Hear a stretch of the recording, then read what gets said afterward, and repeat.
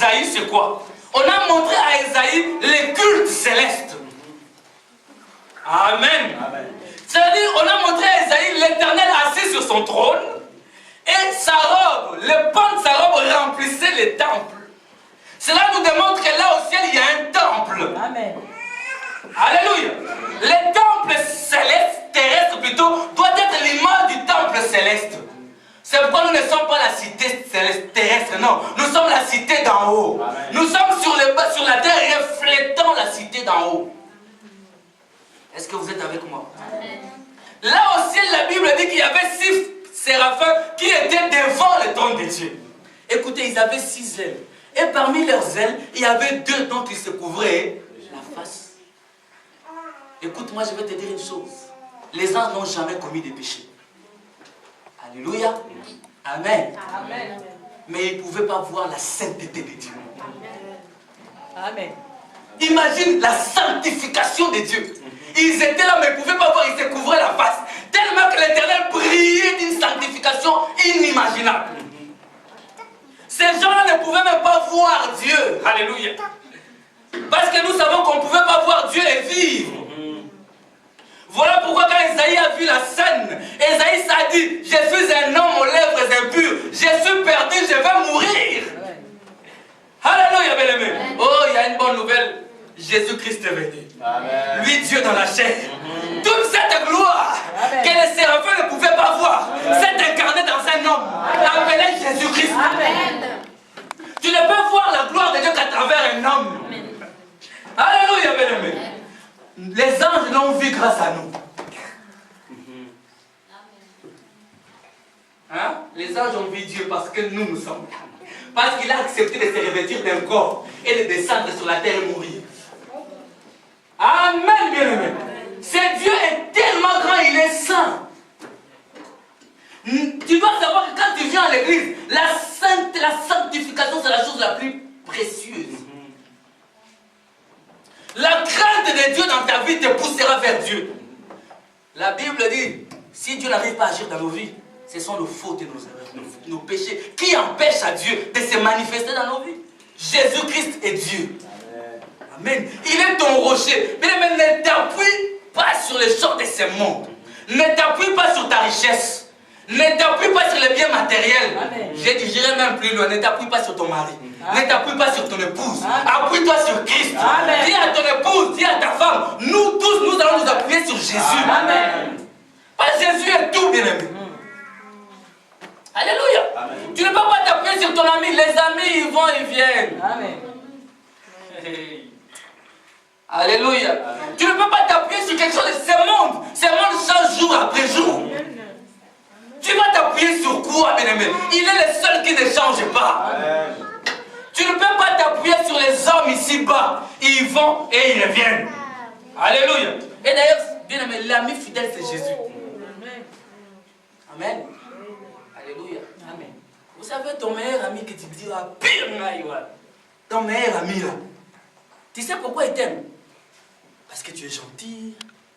Parce que tu es bien, n'est-ce pas? Parce que tu l'aides de temps en temps. N'est-ce pas? Il t'aime par rapport à tes qualités. Il t'aime par rapport à tes qualités. Mais il y a quelqu'un qui m'a aimé alors que j'étais encore dans les péchés. Il n'a pas attendu que je sois bon pour qu'il m'aime. Alléluia, bien aimé. Jésus n'a pas attendu que tu sois quelqu'un de bien pour qu'il t'aime. Jésus t'a aimé alors que tu étais pécheur. Amen. Je vous salue au nom de notre Seigneur Jésus-Christ. Moi, je me nomme le frère John.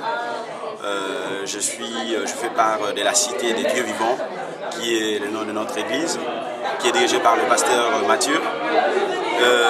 La cité, pourquoi la Cité des Dieux Vivants? Peut-être que c'est la question que vous vous posez, pourquoi cette église s'appelle la Cité des Dieux Vivants. La Cité des Dieux Vivants parce que nous estimons que, étant donné que nous avons été sauvés par notre Seigneur Jésus-Christ, et que comme la Bible dit que vous êtes du monde, vous êtes dans le monde, mais vous n'êtes pas du monde. Donc nous estimons que nous sommes dans le monde, nous sommes dans ce monde, mais nous ne sommes pas de ce monde. Pourquoi? Parce que nous avons été rachetés par notre Seigneur Jésus-Christ qui est mort sur la croix pour nous. Alors la Cité de Dieu du vivant, parce que nous sommes de ceux que Dieu a appelés, a mis à part pour pouvoir glorifier son Saint-Nom. Et nous voyons que dans les temps anciens, Et les gens montaient en la montagne pour aller adorer Dieu. Et nous, ici, c'est un endroit où nous montons, où nous allons à la rencontre de notre Seigneur Jésus-Christ. Et vous, qui n'avez pas d'endroit, vous qui n'avez pas encore reçu le Seigneur Jésus-Christ, je vous invite, je vous exhorte à venir en ce lieu. Et je sais que par la grâce de notre Seigneur Jésus-Christ, vous ne serez pas déçus. Amen. C'est terrible parce qu'Anne a eu après, il a eu au total, il a eu 6 enfants. Amen. 6 enfants. 2 filles, 4 garçons, dont Samuel. Amen. Samuel, c'était un don qu'il a donné à Dieu. Amen. Parce que ça c'est la prémisse de ma vie. La prémisse, on donne toujours à l'Éternel. On ne touche pas. Mais le message que le fils aîné, ce n'est pas ton fils. Donne-les à Dieu. Amen. Ton fils aîné n'est pas pour toi. Donne-les à l'Éternel. Et sache que les fils aînés sont trop combattus. Les diables veulent le fils aîné. L'Éternel veut le fils aîné. Alors donne les tiens à Dieu. Amen. Prie beaucoup pour lui. Remets-les entre les mains du Seigneur. Il est combattu. Il hérite tout ce qu'il y a du monde. Tout ce qui est de toi. Tout ce que toi tu as amassé dans le monde là retombera sur lui.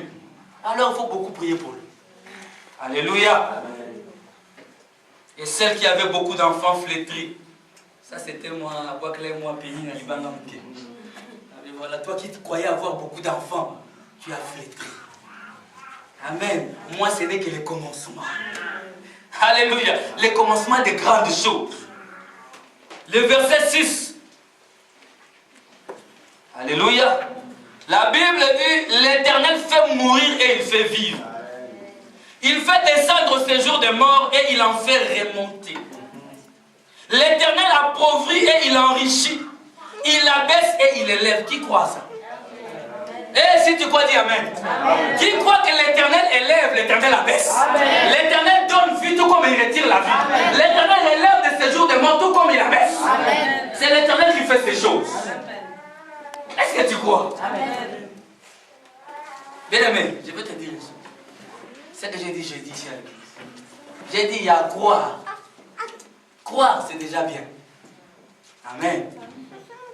Mais avoir la foi, c'est mieux. Amen.